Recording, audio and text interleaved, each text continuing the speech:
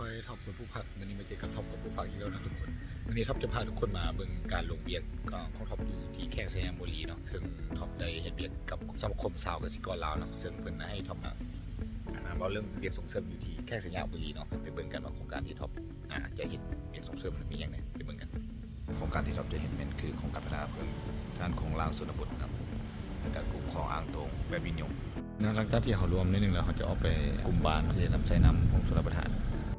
เราเดินทางค่ะนี่หอดแล้วภาพบรรยากาศของชาวบ้านที่นำใช้น้ำเนาะว่าเขาจะมาส่งเสริมสาวเกษตรกรที่ปลูกผักเนาะน้องเอ๋สื่อ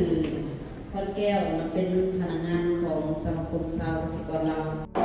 เลิกแล้วเดี๋ยวเขาจะไปลงเรียกงานต่อเนาะเดินทางลงเก็บกับข้อมูลตลาดเนาะเยี่ยมยามบริษัทซ่อนพันธุ์การค้าเนาะเก็บซื้อผลิตภัณฑ์สินค้ากิจกรรมเนาะบริษัทเพิ่นจะมีการทดลองปลูกขิงใหญ่สิส่งเข้าไทยหรือส่งจีนเนาะที่เนี่ยพันธุ์เช่นเพิ่นเดี๋ยวมาทดลองเดี๋ยวเขาจะไปลงเงินค่ายของเพิ่นไว้บัญชีไปอะไรแล้วการปลูกพันโลละ 10,000ค่ายกินก็โล18นั่นแหละปีกายเขาจะค่ายกินกันรู้สึกเต้น อันนี้ขั้นสมมุติว่าปลูกได้แม่จะได้หลายบ่ อีกเก็บข้อมูลนะ มือนึงสิคันท้ามีเขาจะห้องครับก็ นี่เนาะทุกคนวันนี้เป็นมื้อที่2ของการลงเวียกเนาะเวียกไล่เดี๋ยวบ่ค่อยได้ถ่ายไปดูตอนนี้เรากำลังเดินทาง ไปเมืองปากลาย เดินทางมุ่งหน้าไปเมืองปากลายนี่กับน้องคำแก้ว วาลุเชน วาลุเชนอันนี้เนาะมาเบิ่งของสลับประทานเมืองเพียง1 2สถานที่ของงานเนาะของสลับประทาน อุดมสมบูรณ์น้ำอยู่ในเขตนี้ชาวบ้านสามารถใส่ได้สบายโดยที่ว่าบ่ต้องเสียค่าไฟหลายเป็นเพิ่นว่า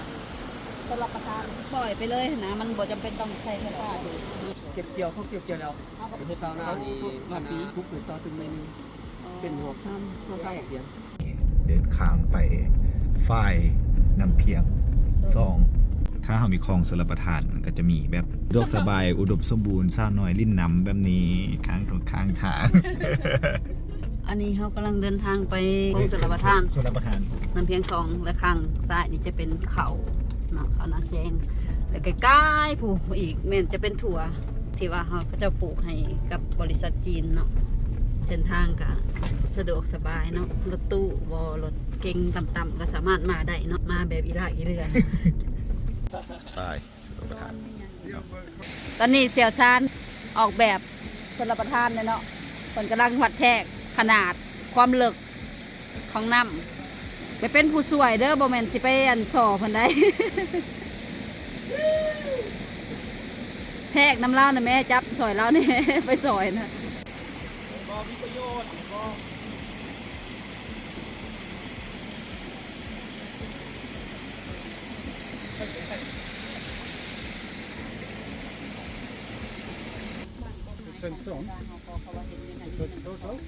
นี่คือเส้นทางการลงเบียกของพวกเขาสะดวกสบายนิ่มนวลที่ฝุ่นนี้มีเบาบางบ่ไล่ปันได้รถ12ล้อขี่มากะมีกี่ฝุ่นน้อยนึงฮอดปากลายแล้วมาเลาะเมืองตลาดมีตลาดตะแหลงของปากลายนะทุกคนจะขายตามทางแบบนี้เลยครับเบิ่งว่าผักเพื่อนไล่เพื่อนเอามาที่ใส่เนาะ